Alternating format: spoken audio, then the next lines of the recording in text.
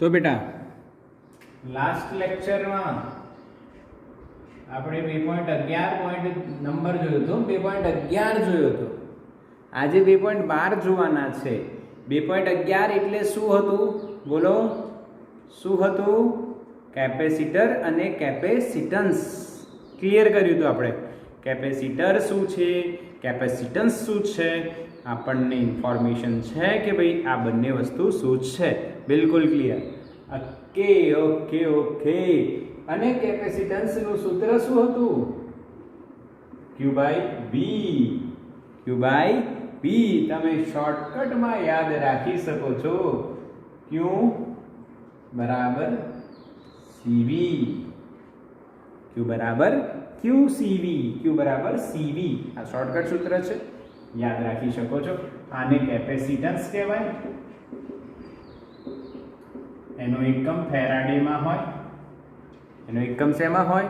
ફેરાડેમાં હોય છે. બધાને ખબર છે, ક્લિયરિટી છે બેટા, કોઈ ડાઉટ જેવું રાખવું નહીં, એકદમ ઈઝી. ફેરાડે. ઓકે. બટ પછી કેપેસિટર શું હતું? કેપેસિટર એટલે એકબીજાથી અલગ કરેલા બે સુવાહકોથી બનતી રચના એટલે કેપેસિટર. એકબીજાથી અલગ કરેલા બે સુવાહકોથી બનતી રચના. આપણને યાદ હોય તો વિક્સની ગોળી જે છે એના ટાઈપના બે સુવાહકો લીધા હતા. એટલે આપણે ક્લિયર કર્યું. કેપેસિટરની સંજ્ઞા કેવી હતી? બે ઊભી લાઈન કરવાની અને આ બની ગઈ કોની સંજ્ઞા? કેપેસિટરની સંજ્ઞા. આ અચળ છે કે ચલ?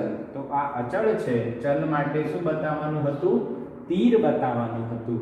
તો આ લાસ્ટ લેક્ચરમાં આટલી વાતો આપણે ડિસ્કસ કરી હતી, ડિટેલમાં કરી હતી. આજના લેક્ચરમાં એક ઇમ્પોર્ટન્ટ પોઈન્ટ આપણે જોવાનો છે બેટા. 2.12માં શું છે? કેપેસિટરનો એક ઇમ્પોર્ટન્ટ પાર્ટ છે, એક ઇમ્પોર્ટન્ટ આકાર છે, જેને આપણે કહીશું સમાંતર પ્લેટ કેપેસિટર. સમાંતર પ્લેટ કેપેસિટર આ ટોપિક છે બેટા મોસ્ટ આઈએમપી ટોપિક છે, એટલે ધ્યાનથી સમજજો અને આને બરાબર તૈયાર કરજો. ધ્યાનથી સમજજો. સમાંતર પ્લેટ કેપેસિટર. હવે સૌથી પહેલા નામ સમજીએ. કેપેસિટર છે એટલે બે સુવાહકો જોઈશે. એ બે સુવાહકો કયા સ્વરૂપે છે? પ્લેટ છે. પ્લેટ છે ને, પ્લેટ આવે એટલે ચેપ્ટર નંબર 1. હા, અનંત લંબાઈની પ્લેટ યાદ આવે. અનંત લંબાઈનું પૃષ્ઠ એટલે બે પ્લેટ એટલે કે બે પૃષ્ઠ લેવાના, પણ એકબીજાને કેવા છે? સમાંતર છે. સમાંતર ગોઠવવાના છે. તો આઈએ સૌથી પહેલા એની ગોઠવણ સમજીએ, આકૃતિ સમજીએ. તો અહીંયા આપણે આ એક પ્લેટ લીધી છે અને અહીંયા આ બીજી પ્લેટ લીધી છે. ઓકે, આ બે પ્લેટ આપણે લીધી છે. ઓકે, ક્લિયર છે? કેવી પ્લેટ છે? એકબીજાને સમાંતર છે. આમ તમને દેખાઈ રહી છે. 3D માં દોરવી અઘરી પડી જાય એટલે આપણે આ રીતના સિમ્પલ ડ્રો કરી દીધી છે. હવે કેપેસિટર બનાવવું હોય તો શું કરવું? તો કેપેસિટર બનાવવું હોય તો આના પર વિદ્યુત ભાર મૂકવો. તો ઉપરની પ્લેટ પર હું ધન મૂકું છું, તો નીચેની પ્લેટ પર કયો મૂકાશે? ઋણ વિદ્યુત ભાર. ઉપર ધન લઈએ તો નીચે કયો આવે? ઋણ. આની પૃષ્ઠ ઘનતા થશે પૃષ્ઠ ઘનતા પ્લસ સિગ્મા. તો આની માઇનસ સિગ્મા. ક્લિયર ને? પૃષ્ઠ ઘનતા એટલે શું? એકમ ક્ષેત્રફળ દીઠ વિદ્યુત ભાર કેટલો છે? આમાં સિગ્મા. ઉપર પ્લસ સિગ્મા, નીચે માઇનસ સિગ્મા. ઓકે, આનો વિદ્યુત ભાર માની લો પ્લસ ક્યુ છે અને આનો વિદ્યુત ભાર માઇનસ ક્યુ છે. ઓકે, હવે આ જે પ્લેટ છે એ પ્લેટ નું કઈ ક્ષેત્રફળ તો હશે ને બેટા? એ માની લો ક્ષેત્રફળ કેટલું છે? A. કેટલું ક્ષેત્રફળ છે? A. જેમ કે આપણી જોડે આ જે ચોપડી છે એવી બે ચોપડીઓ આપણે લઈએ બેટા. આ સમાન હોય માં એકબીજાને સમાંતર મૂક્યો તો આ પ્લેટોનું માની લો આપણે આ આકાર ગોઠવા જઈએ તો આવું થાય ઉપર નીચે આ ઓકે સમાંતર ઓકે ક્લિયર હવે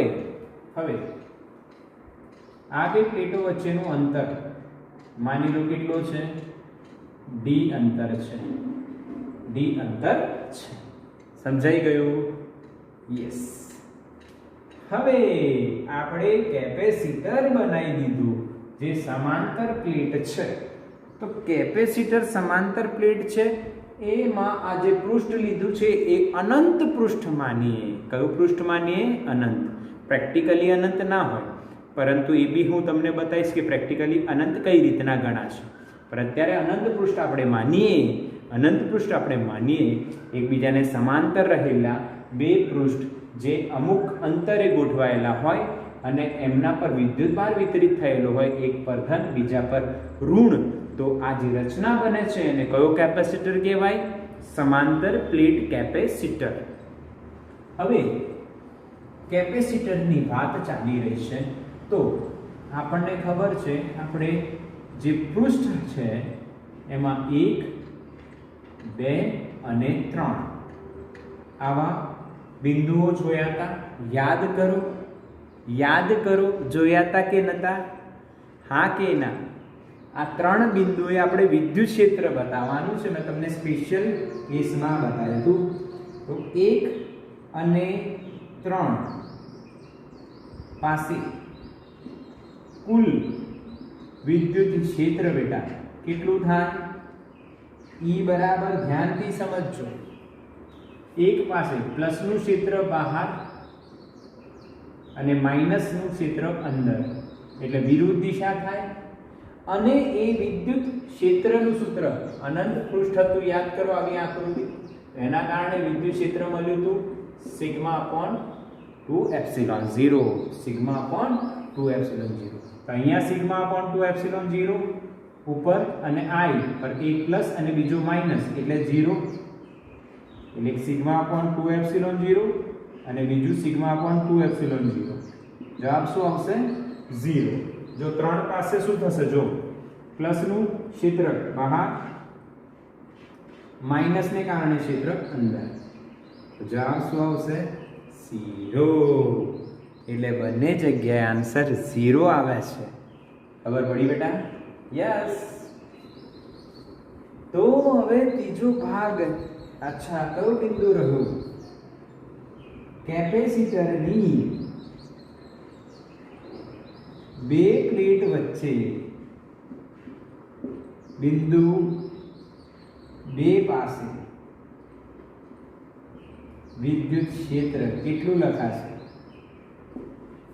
જો કેટલું લખાશે E બરાબર σ/2ε0 પ્લસ σ/2ε0 માટે વિદ્યુત ક્ષેત્ર થઈ જશે σ/ε0 ક્લિયર હા કે ના આવડી ગયું બેટા બિલકુલ સિમ્પલ યસ σ/ε0 આ આપણને વિદ્યુત ક્ષેત્ર મળી ગયું આ જે ક્ષેત્ર છે સમીકરણ નંબર 1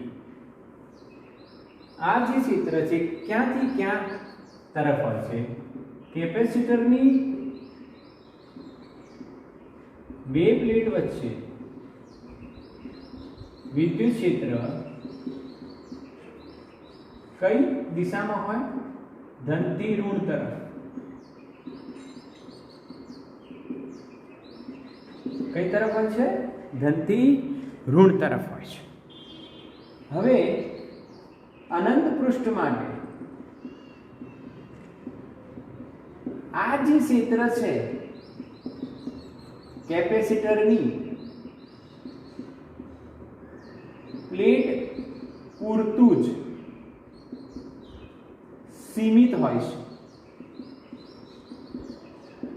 એટલે એનો મતલબ શું કે પ્લેટની અંદર જ હોય છે બહાર હોતું નથી માત્ર કયા ભાગમાં હોય છે અંદરના ભાગમાં હોય છે બહારના ભાગમાં હોતું નથી પરંતુ વ્યવહારમાં આવું હોતું નથી. વ્યવહારમાં પૃષ્ઠ અનંત નથી હોતું. પૃષ્ઠ અનંત નથી હોતું, સીમિત પૃષ્ઠ હોય છે. સીમિત પૃષ્ઠ હોય છે. હવે તમે સીમિત પૃષ્ઠ લેશો ને તો શું જોવા મળે છે એ જોજો બેટા. હું આમ ઊભી પ્લેટ ડ્રો કરું છું એટલે તમને ઇઝીલી સમજાય. આને મેં પ્લસ લીધી, આને મેં માઇનસ લીધી, તો વિદ્યુત ક્ષેત્ર કઈ બાજુ હોય? પ્લસ થી માઇનસ. વિદ્યુત ક્ષેત્ર કઈ બાજુ હોય? પ્લસ થી માઇનસ. અને જે ધાર છે બેટા, ધાર પાસે એ સહેજ વળી જાય, સહેજ વળી જાય છે.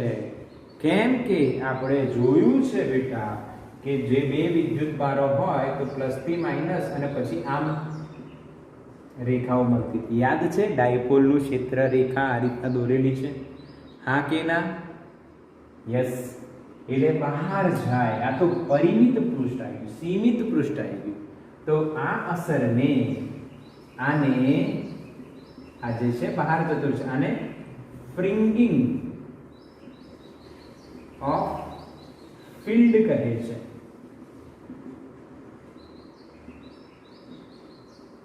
આ જે અસર જોવા મળે છે એને ફ્રિંગિંગ ઓફ ફિલ્ડ કહેવાય. એટલે વિદ્યુત ક્ષેત્ર રેખા બહાર પણ નીકળે છે, માત્ર અંદર સીમિત નથી. તો હવે શું થાય? તો હવે વૈજ્ઞાનિક જે આપણા રિસર્ચ કરતા હોય એમણે એક વસ્તુ કીધી, ધ્યાન આપજો, પૃષ્ઠ અનંત બનાવવાની ટ્રીક. પરંતુ જો d² એ કરતા ક્ષેત્રફળ કરતા ખૂબ જ નાનું હોય તો આ અસર અવગણી શકાય. સમજાય કે નહીં સમજાય? આ ફ્રિંગિંગ ઓફ ફિલ્ડ એટલે કુલ ક્ષેત્ર સિગ્મા અપોન અહીંયા 2ε0 જે આપણે સિગ્મા અપોન ε0 જે મળે છે એમાં થોડુંક બહાર તરફ જઈ રહ્યું છે. એટલે પૂરેપૂરું સિગ્મા અપોન ε0 ના હોય, થોડુંક બહાર જઈ રહ્યું છે. પણ આ અસરને અવગણવી હોય તો શું કરવું? તો આ ધ્યાનમાં લેવું. હવે આનો અર્થ શું છે સમજો. સમજજો બેટા. આ તમારો હાથ છે, તમે દૂર રાખો એટલે આ હાથનું એક ક્ષેત્રફળ છે, તમારા મોઢાનું, મારા મોઢાનું તમે જોઈ શકો છો લગભગ આ જે સાઈઝ સેમ છે. હવે મને આ હાથ આટલોક દેખાય છે, તમે બી હાથને આમ દૂર રાખો તમને બી હાથ દેખાશે. પછી જેમ તમે નજીક લાવશો તેમ હાથની સાઈઝ તમને મોટી લાગશે. અને આંખની એકદમ નજીક લાવો તો તમે પૂરા હાથને એક સાથે જોઈ પણ નથી શકતા. એટલે જ્યારે બે પ્લેટો વચ્ચેનું અંતર નાનું થઈ જાય, એકદમ નાનું, ઓછું થઈ જાય આના ક્ષેત્રફળની સાપેક્ષે, તો આપણે એવું માની શકીએ કે આ બંને પૃષ્ઠ એના અંતર, એમની વચ્ચેના અંતરની સાપેક્ષે અનંત પૃષ્ઠ છે અને આ અસર આપણે અવગણી શકીએ છીએ. ક્લિયર? હા. અને બીજો અહીંયા તમે જાદુ જુઓ કે ડી તો બે પ્લેટો વચ્ચેનું અંતર છે, પરંતુ અંતરને ક્ષેત્રફળ સાથે ન સરખાવાય. તો આપણે અંતરનો શું કરી દીધો છે? સ્ક્વેર. એટલે ડીનો વર્ગ એટલે મીટરનો વર્ગ, એ ક્ષેત્રફળ એટલે મીટરનો વર્ગ. તો બંનેનું કમ્પેરિઝન કર્યું છે એટલે d² કરેલું જ છે. ઓકે. હવે આપણને ખબર છે કે ભાઈ કેપેસિટર જે છે એનું વિદ્યુત સ્થિતિમાન, બે પ્લેટો વચ્ચેનું વિદ્યુત સ્થિતિમાન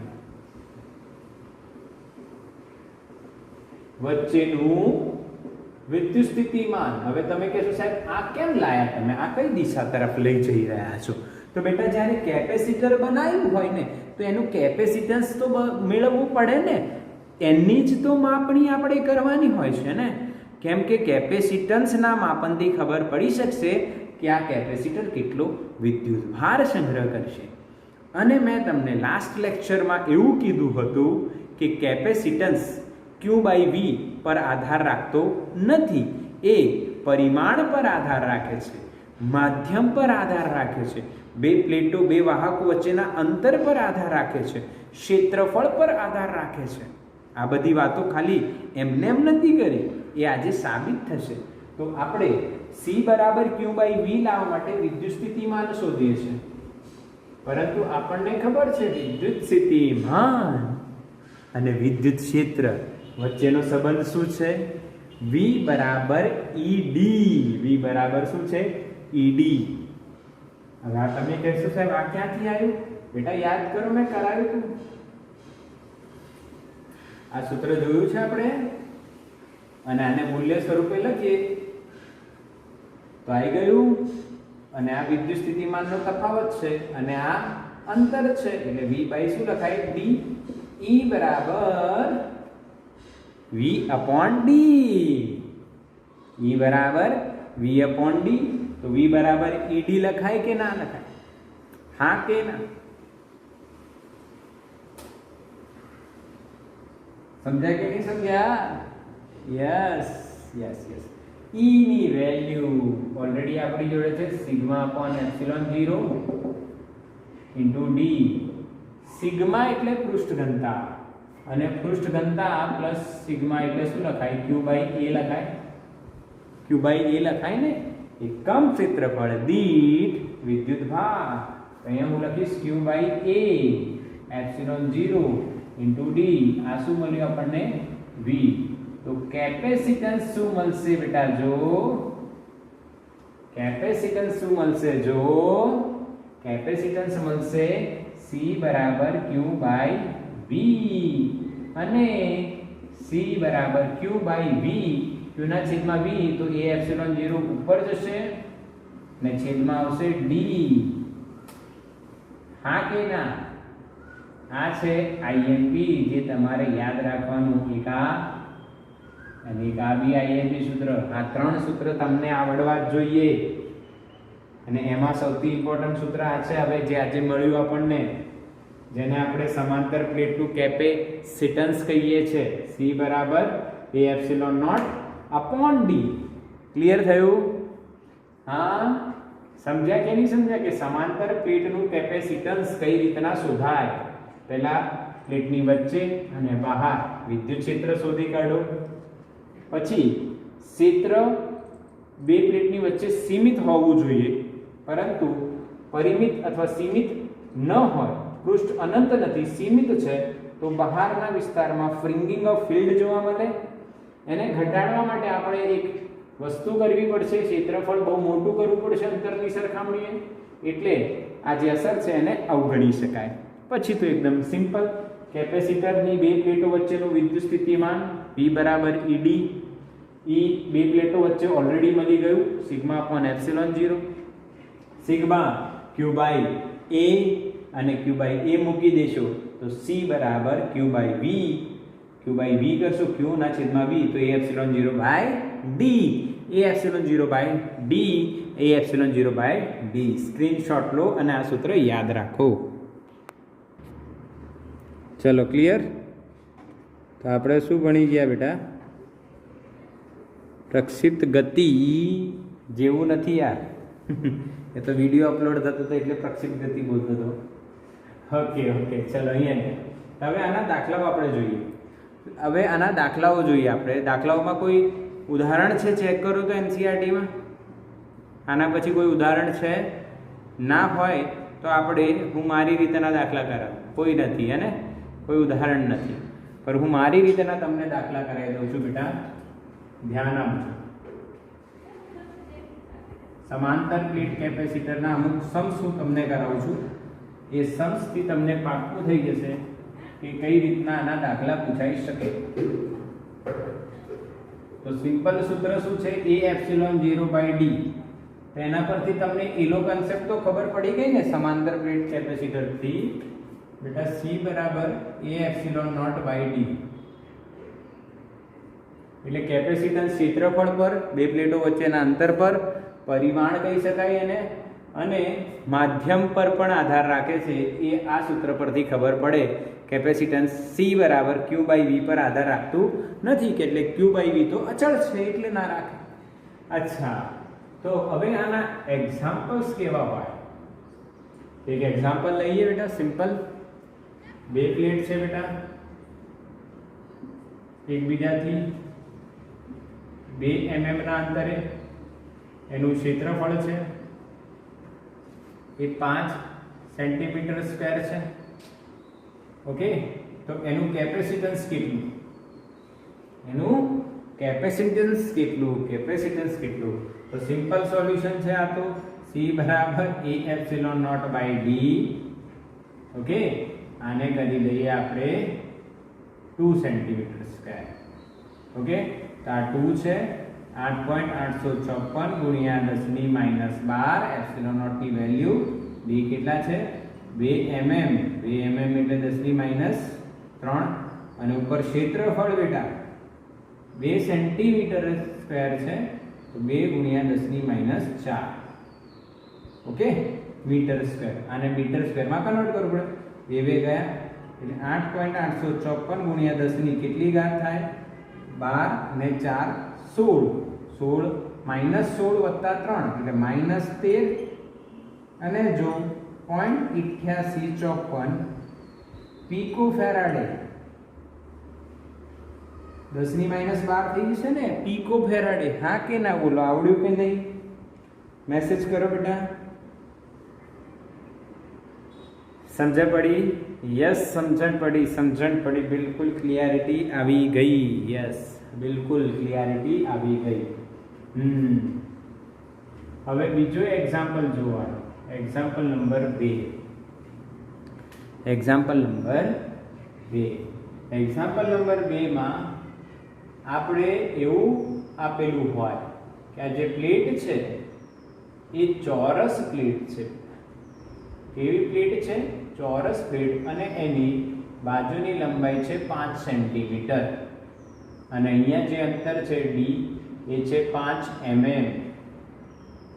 અને હવે કે કેપેસિટન્સ શોધો. હવે શું કે છે? કેપેસિટન્સ શોધો. તો બેટા સૂત્ર શું થશે? C બરાબર A epsilon not by D. But અહીંયા ક્ષેત્રફળમાં ટ્વિસ્ટ નાનું જ, અઘરું નથી, લલ્લું છે. ક્ષેત્રફળ એટલે બેટા L² into epsilon 0 by D. કેમ L²? ચોરસ છે, ચોરસનું ક્ષેત્રફળ કેટલું? L² થાય. તો 5 નો વર્ગ 25 અને સેન્ટીનો વર્ગ 10 ની -4. 8.854 ગુણ્યા 10 ની -12 છેદમાં D. D કેટલું છે? 5. તો શું થશે? 5 25. 8.854 ગુણ્યા 5 કરો જોઈ. 8.854 ગુણ્યા 5 અને ગુણ્યા 10 ની -3 કરું. 8.854 ગુણ્યા 5 કેટલા થાય? 8.854 ગુણ્યા 5 કરવાના છે, ઇન્ટુ 5 કરતા આવડે ને? 5 ચોક 20, 5 પાછું 25, 8 પંચા 40, 8 પંચા 40, 44.27. આ રીતના તમે કરી શકો છો. 44.27 ગુણ્યા 10 ની -13 એટલે 4.427 ગુણ્યા 10 ની -12 અને 10 ની -12 એટલે પીકો એટલે 4.227 પીકો ફેરાડે. બોલો, ખબર પડી બેટા? હા કે ના? Pico farad. કેટલા પીકો ફેરાડે આયા જોયું? 4.427 પીકો ફેરાડે. આ દાખલાઓ ખબર પડી રહી છે ને? સિમ્પલ દાખલાઓ છે. Example number 3. બોર્ડ અને ગુજકેટમાં કદાચ આવા દાખલા પૂછાઈ શકે. આમાં જો વર્તુળાકાર પ્લેટ હોય બેટા અને એની ત્રિજ્યા આપી હોય તમને 2 સેન્ટીમીટર, અંતર છે 2 mm એ પ્લેટો વચ્ચે, અને કેપેસિટન્સ પૂછ્યું હોય તો તમે શું લખશો? C બરાબર A એપ્સિલોન બાય D. ચલો સોલ્વ કરો. મારી સાથે સોલ્વ કરતા રહો. મારી સાથે.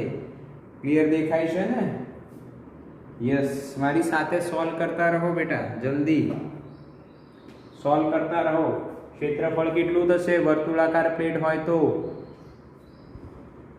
પાઈ આર સ્ક્વેર ત્રિજ્યા સ્મોલ આર લખું છું into epsilon not by d આઈ ની વેલ્યુ 3.14 આર નો સ્ક્વેર 2 નો વર્ગ 4 ગુણ્યા 10 ની માઈનસ 4 આ તો એ જ 8.854 ગુણ્યા 10 ની માઈનસ 12 છેદમાં ડી 2 mm એટલે 10 ની માઈનસ 3 તો આ થઈ ગયું 2 2 4 3.14 ગુણ્યા 2 ગુણ્યા 8.854 કરો જોઈ અને 10 ની ઘાત કેટલી છે એટલી ને એટલી -13 3.14 ગુણ્યા 2 એટલે 6.28 ગુણ્યા 8.854 કેટલા થાય 6.28 ગુણ્યા 8.854 કરો જોઈ કેટલા થાય જલ્દી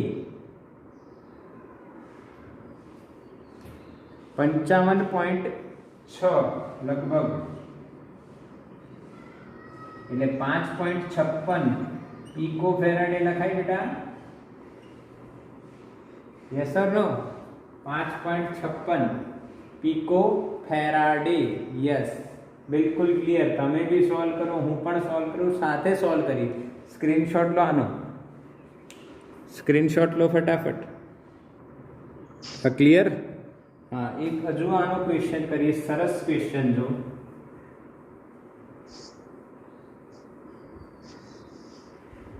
ક્વેશ્ચન જો કે ભાઈ તમને બે વસ્તુના કેપેસિટન્સ સરખા આપ્યા હોય એટલે રકમ જો હું બતાવું છું તમને એક ગોળો છે અને એક સમાંતર પ્લેટ કેપેસિટર છે ઓકે આ ગોળાની ત્રિજ્યા કેપિટલ R છે આની ત્રિજ્યા સ્મોલ r છે અને તમને એવું કે આ બંનેનું કેપેસિટન્સનું મૂલ્ય સમાન છે અને કંઈક વેલ્યુ પૂછવે તો શું કરશું હા કે ના માની લો એમ પૂછે આ બે પ્લેટો વચ્ચેનું અંતર d શોધો આને પણ r કહીએ હવે જો